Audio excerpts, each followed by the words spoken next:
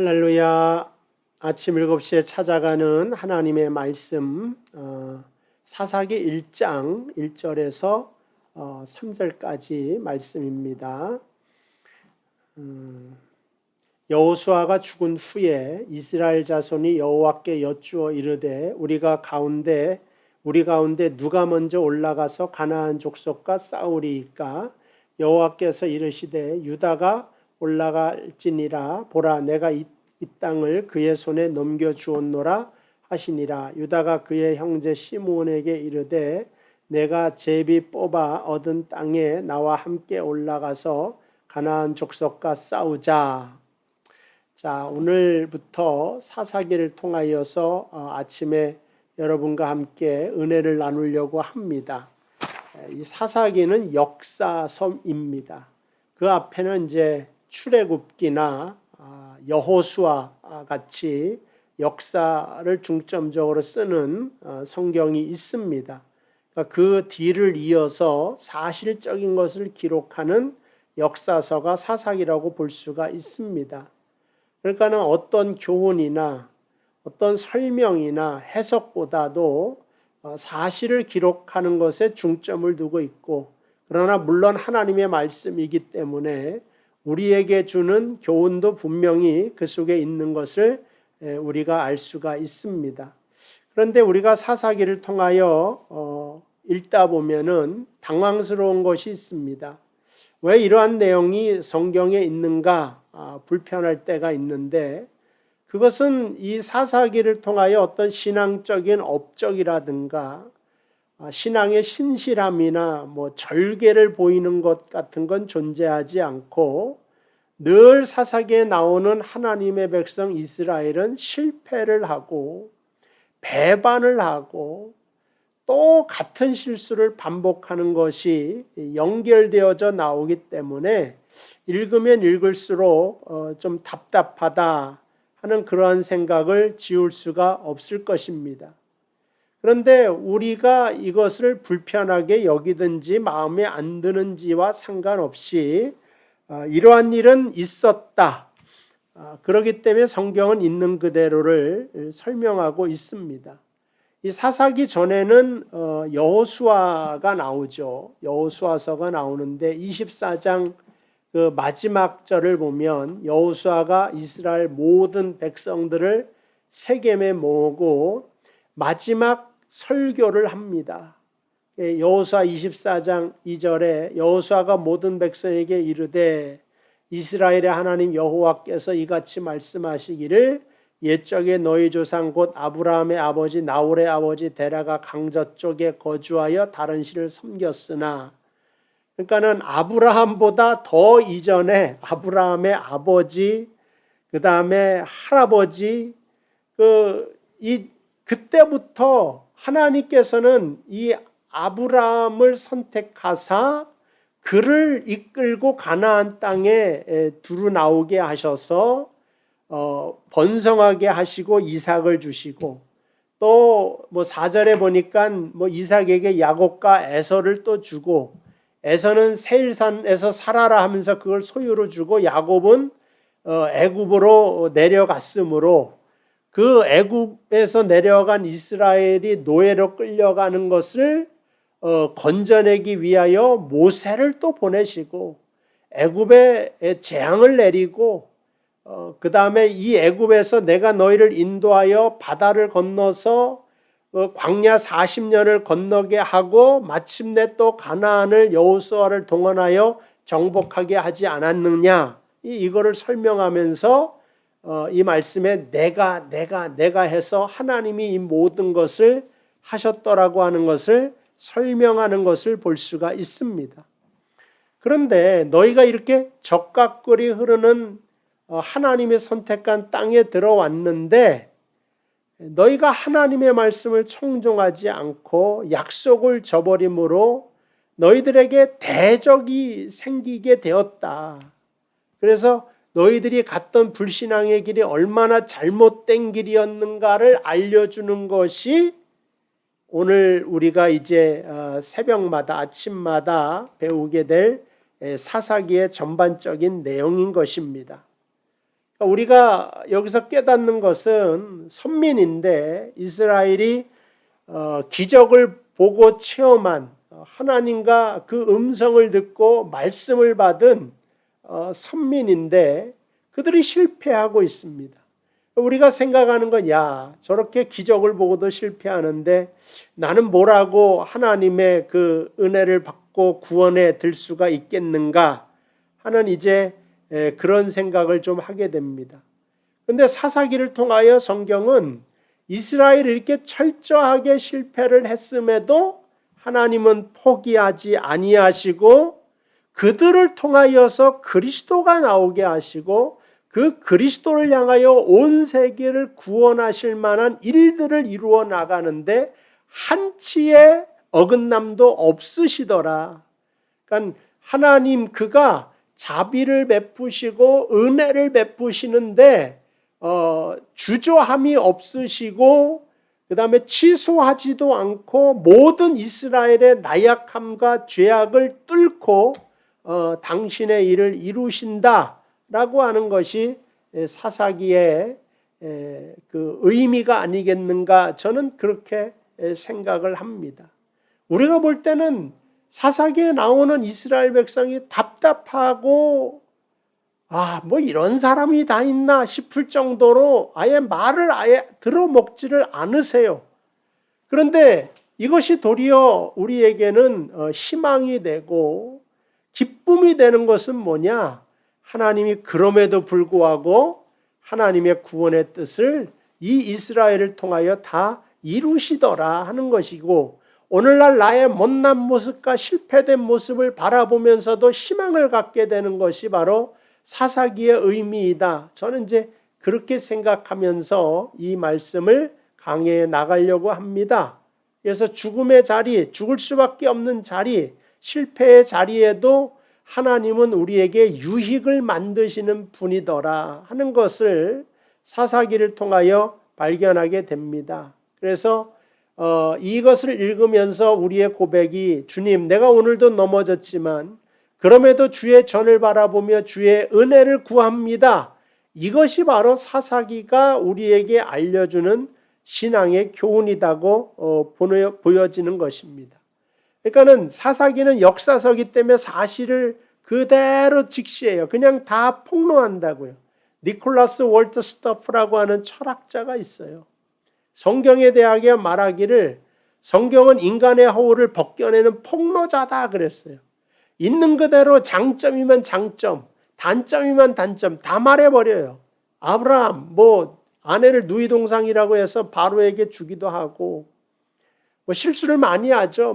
이스마엘 갖다가 이게 이제 하나님 주신 아들이다 이렇게 자기가 만들기도 하고 여러 번 이렇게 실수를 모세도 마찬가지예요. 하나님이 가라 그러는데 사실은 3장에 보면 4장에 보면 안 간다 그래요. 못 간다고 핑계대고 말도 못하고 물은 것이 당신이 누구입니까? 이런 말을 한단 말이에요. 이제 6장에 가서야 가겠습니다 하면서 항복하여 가는데 또 십계명 돌판을 쪼개기도 하고 반석에서 물을 내려고 했더니 반석을 치기도 하고 그러니까 혈기를 나타내고 다윗을 통하여서도 성경은 그의 인간적인 모습, 그의 허물과 죄인된 모습을 다 폭로해 버립니다.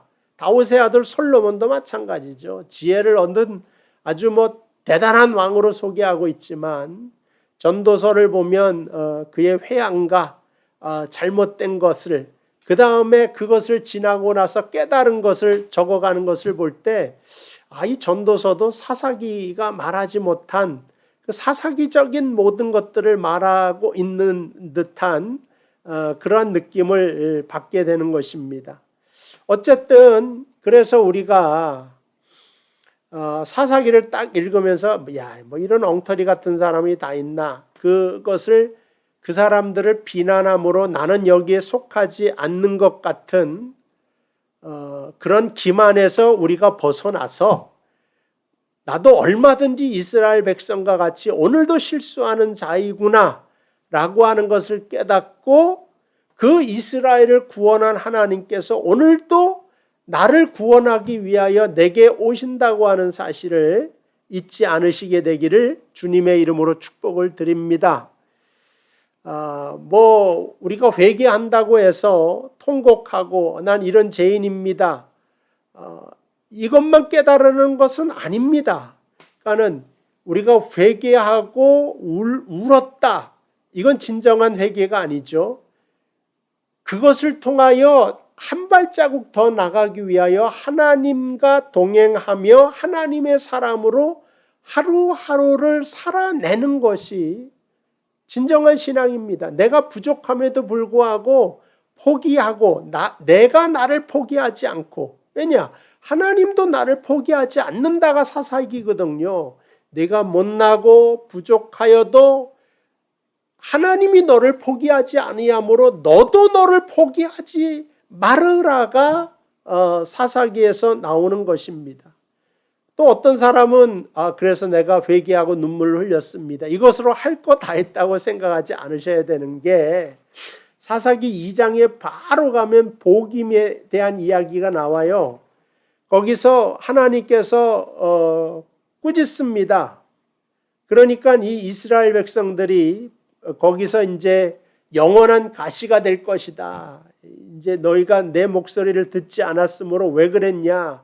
네 옆구리에 가시가 될 거다. 그러니까 이스라엘 백성이 다 소리 높여 웁니다. 그리고 그것을 이름하여 복임이라 하였다고요. 이런 죄가, 그래서 우리가 정말 이 모든 어려움을 당하게 되겠구나. 회개하며 기도를 했겠지만, 그러나 이거는 사사기의 시작이에요. 우는 것으로 회개가 완성되지 않습니다. 그러니까 하루하루를 하나님과 동행하며 살아나가며 깊은 신앙의 깊이에서 하나님을 만나지 않으면은 우리가 하나님의 사람으로 완성되지 못한다 하는 것을 깨닫게 됩니다. 그래서 오늘도 우리가 뉴스를 보면서 저 양심 없는 사람들, 그러면서 내 인생은 정말 신앙 안에서 온전하다, 그럴 필요도 없고, 또 죄인이다고 울고불고 거기서 매몰되어서 멈추어서도 안 되고, 정신을 이제 똑바로 차려서 울 거 다 운 다음에 하나님과 하루하루 살아나가면서 진정한 신앙을 배워나가고 진보해 나갈 수 있는 그러한 자리에까지 나아갈 수 있게 되기를 바랍니다. 그러니까 이러한 신앙의 삶을 살아나간 사람이, 예를 들어서 우리가 잘 알고 있는 요셉을 들 수가 있죠. 시편 105편 16절부터 보면 그 땅에 기근이 들게 하사 그들이 의지하고 있는 양식을 다 끊으셨도다. 하나님이 애굽의 양식을 다 그들이 의지하는 양식을 다 끊어버렸어요. 근데 하나님이 누구를 준비하셨어요? 요셉을 준비하셨다 이거죠. 근데 요셉이 어느 날 하늘에서 뚝 떨어지는 인생이냐? 이제 그렇지 않죠. 아버지가 그를 너무 사랑하니까 형들이 시기 질투를 해서 죽이자 이렇게 된 거예요. 근데 거기서 이제 유다인가요? 우리가 이러지 말자. 어쨌든 그 형제 중에 하나가 우리 이래서는 안 된다. 형제끼리 죽어서야 되느냐. 그래서 어떻게 노예로 팔아버립니다. 노예로 팔려가서도 그는 자기 할 일을 잘 하죠. 성실하게 합니다. 그러고 나서 좀 인정받는가 싶었는데 거기서도 누명을 뒤집어 쓰고 성폭행법으로 몰려가지고 그 착고가 이렇게 감옥에 차여졌다고 여기 나오죠. 그의 발은 착고에 차고 그의 몸은 쇠사슬에 매였다.